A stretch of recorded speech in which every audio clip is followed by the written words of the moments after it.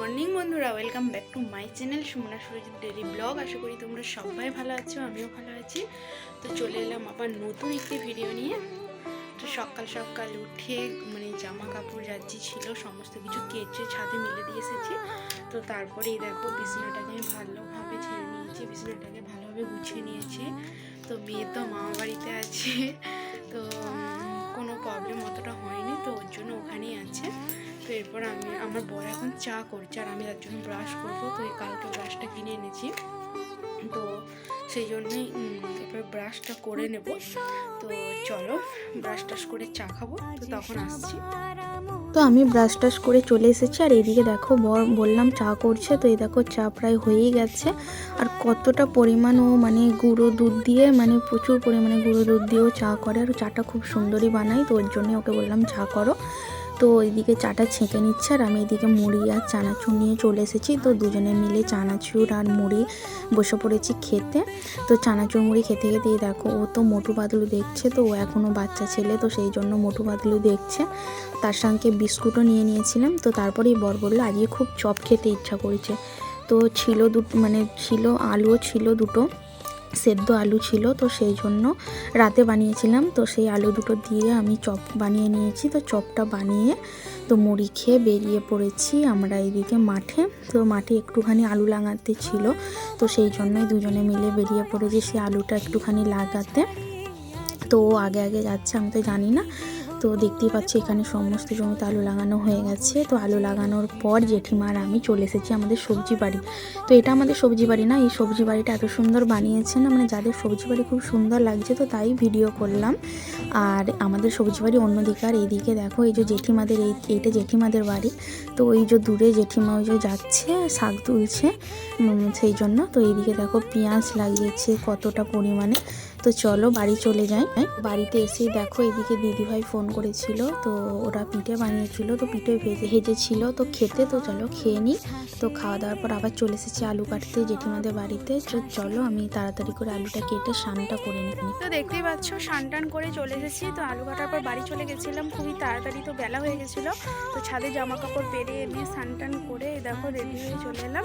তো ওদের বাড়িতে এসেছি, তো রান্না বান্না তো কিছু নেই, তো ওদের বাড়িতেই খাওয়া দাওয়া হবে। তো বলাই ছিল, তো অনেক বেলা হয়ে গেছিলো মাঠ থেকে আসতে, তো সেই জন্য। তো মাঠ থেকে এসে আলু কেটেছিলাম কিছুটা, অনেকটা টাইম ছিল। তো তারপরেই আবার এইমাত্র স্নান টান করে চলে এলাম। তো খাওয়া দাওয়ার পর আবার আমাদের নিজেদের জেঠুদের কিছুটা আলু কেটে দিলাম। তো এরপরে আবার আমাদের আলু কাটা হবে তো দিদি ভাইদের বাড়ি। তো যখন যাব তো তখন বলবো, যখন যাব তখন দেখাবো। তো চলো ভাত খাওয়ার সময় আসছি। তো এদিকে দেখো সবাই মিলে খেতে বসে পড়েছে। এদিকে আমার বর খাচ্ছে আর ওইদিকে আমাকেও খেতে দিয়ে দিয়েছে, কত রকম রান্না করেছে। তো দেখতেই পাচ্ছ দিদিভাই ওরা, তো আমাকেও খেতে দিয়েছে। এদিকে দাদা ভাই, এদিকে আমার রিমা ভাইজি হয়, তো খাচ্ছিল। তো তারপরে আমি আর দিদিভাইয়ের হতে তারপরে দুজনে মিলে খেতে বসেছি। তো দুজনে মিলে খাচ্ছি। তো খাওয়া দাওয়ার পরই একদম বসে পড়েছি, আবার আলু কাটতে বসে পড়েছিলাম। তো এগুলো আমাদের আলু, তো 2 বস্তা আলু কেটেছি। তো সেই আলুগুলোকে আবার আমরা এখানে রেখে দিলাম, এখানে যাতে ঢেলে রেখে দিলাম, কারণ যাতে না শুকিয়ে না যায় আলুগুলো। তো এখন 2 দিন বাদে লাগানো হবে সেই জন্য। তো ওখানে দিদি ভাইদের বাড়ি থেকে বাড়িতে ছিলাম, তো তখন ফোন করেছিল আমার বর। তো ও ফোন করেছিল কারণ ও বললো তো আমি চা খাবো, তো সেই জন্য। তো এই দেখো এইমাত্র বাড়িতে এলাম। তো এরপরে বাড়িতে এসেই আমি চলে এলাম রান্নাঘরে দেখো চা বানানো সব কিছু নিয়ে নিয়েছি। তো এরপরে ও আমাকে বলছে তুমি চাটা করো আর আমি মুড়ি পারি।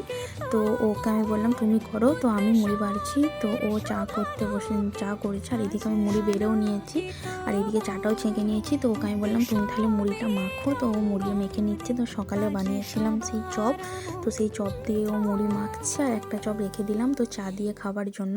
তো মুড়ি টুড়ি খেয়ে আমি একদম চলে এসেছি দিদিভাইদের বাড়ি। তো দিদিভাইদের বাড়িতে কারণ একা তো ঘরেতে ভালো লাগছিল না, তো সেই জন্যই। তো দিদিভাই বললো আমি পিঠে বানাবো, তো আবার পিঠে বানাবে আজকে। তো সেই জন্য বললো যে তুই তাহলে আয় আবার পিঠেগুলো একটু গড়ে দেওয়ার জন্য। তো সেই জন্য আমি আবার এলাম পিঠেগুলো বানিয়ে দেওয়ার জন্য। তো এটা আগের দিন বানিয়েছিল, সেগুলো সকালে খেলাম। তো এইদিকে দেখো আবার বানিয়েছে। তো এগুলো আলুর পুর বানিয়েছে আর নারকেলের পুর বানিয়েছিল। তো দুটো পুরের পিঠে বানিয়েছিল। এগুলো দেখো নারকেলের, আর আগের দিনে যেগুলো মানে শুধু নারকেলের, মানে কোনো মানে গুড় দিয়া নারকেল না।